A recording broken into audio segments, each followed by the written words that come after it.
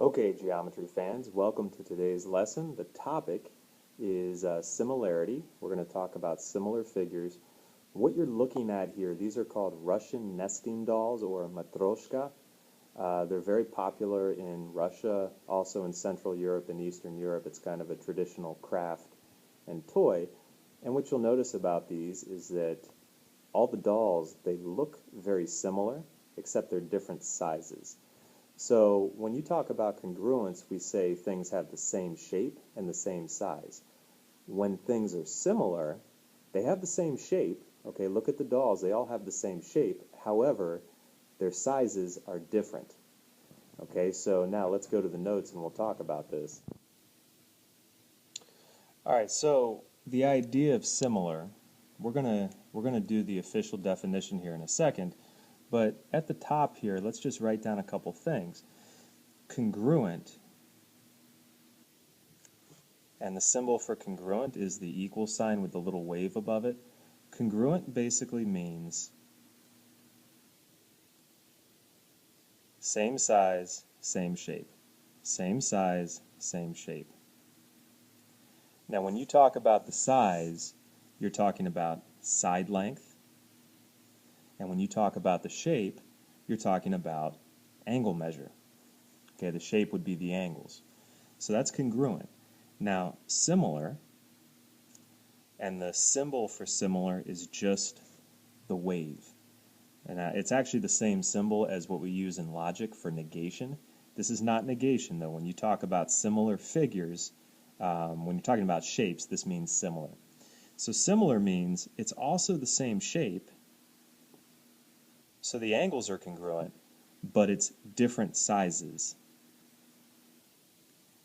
And I'm going to show you a different word. We don't use different for when we're describing it. We have another word for that. So here's the definition. Two figures are similar if their corresponding angles are congruent. Now that's the same shape. And their corresponding sides are not congruent, but what we say proportional. So the sides are different, but they're still related to each other. So proportional, P-R-O-P-O-R, proportional, T-I-O-N-A-L. That's talking about the size or the side lengths. Okay, so for example here in number 1, we have triangle BED is similar to triangle MQP. Now, the way this is drawn, you can look at this and you can match it up. To say that these are similar to each other means that BE, if I start with that, is proportional. That corresponds to MQ. Now, proportional, when you talk about proportion, you're talking about ratios and fractions. So I'm going to write this as a ratio. That would be equal to, I could say DE corresponds to PQ, all right, the two bottoms correspond, and then the third side's BD corresponds to MP. Now here's the thing, when I set this up here, it's important that my top part of the fraction was always coming from this triangle, and my bottom part was always coming from this triangle. I have to compare these the same way. I can't start flipping my fractions.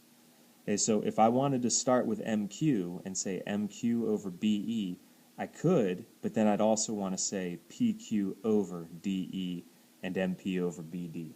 So one thing that you'll hear me say a lot is you have to be consistent. You always have to set up your fractions, your proportions the same way.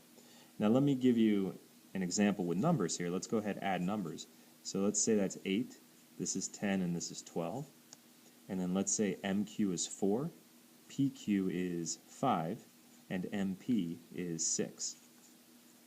Now if we write this, here's our ratios here. Now BE, let's substitute the numbers. So BE was 8, MQ was 4, DE was 10, PQ was 5, and then BD was 12, MP was 6. Now, one thing that I hope you notice about this is that you can reduce each one of these fractions. You can divide them. 8 divided by 4, 10 divided by 5, 12 divided by 6. These are all equal to 2 over 1.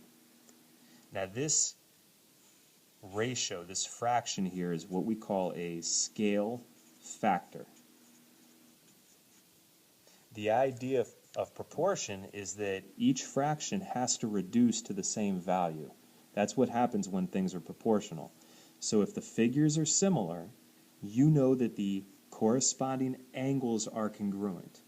All right, so angle B is congruent to angle M, angle D is congruent to angle P, and then angle E is congruent to angle Q. So the corresponding angles are congruent, but the corresponding sides are proportional. This is the proportional right here, and then this is what we call the scale factor. All right, let's do a second example. Now let's see, these arrows here, these mean that the two lines are parallel. SD is parallel to HP. We could write that on the side.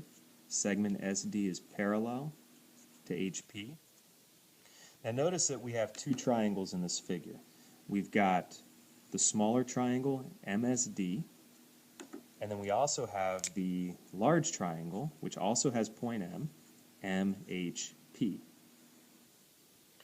Now one thing that happens when you have parallel lines, now normally I wouldn't do this, but if I were to kind of extend this, I would create ABBA, ABBA, and what happens is that this angle and this angle, those are called corresponding angles with parallel lines. They're always congruent. And then here's another pair of corresponding angles. Those have to be congruent. Now what I'm going to do, because these triangles overlap, a lot of times it's easier to draw your picture separately. So I'm going to draw the small one again. Here's M, S, D. And then the big one is triangle MHP. Now, I already know that this angle MSD is congruent to angle MHP, and then angle MDS is congruent to angle MPH. Now, what happens here, notice that if these two sets of angles are congruent, well, the third angles would have to be congruent. Now, what this tells me, and we're going to talk about proof in the next lesson, but what this tells me is that if all the corresponding angles are congruent, then the triangles have to be similar. If the corresponding angles are congruent, then the triangles are similar.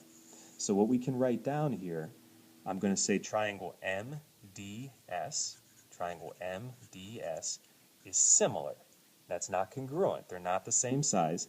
Is similar to triangle. Now when I match this up here, look at how you label it. 3 arcs, 3 arcs. So M corresponds to itself. That's the reflexive property. Angle D, which was 2 arcs, corresponds to angle P, which was 2 arcs, and then angle S and angle H correspond. That's really important how I match that up. And if this is true, if these are similar, then I can write down some proportions. I can say that MS over MH, I always pick a side from one triangle and I compare it to a side from the other triangle, to the corresponding side. Now, these are not congruent. So if I just put one mark and one mark like this, that kind of means they're congruent. That's not accurate. So what I am going to do, I'm going to put a little slash right here. Okay, so that's not official. I just do that to show that these correspond. MD and MP correspond. I'll put a little slash there. And then SD and HP correspond. So that's how I'm going to match it. MS over MH equals, I could say MD, that's 2 marks, over MP equals SD over HP. Now you may be asking, well, what if I want to say MH over MS? What if I write it like that? Is that okay? And the answer is yes, as long as your other fractions are written the same way.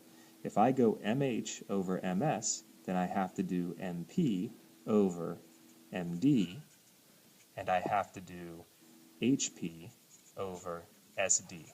Okay, so that's where I'm saying you have to be consistent. You have to set them up the same way. All right, so let's look at a couple examples here.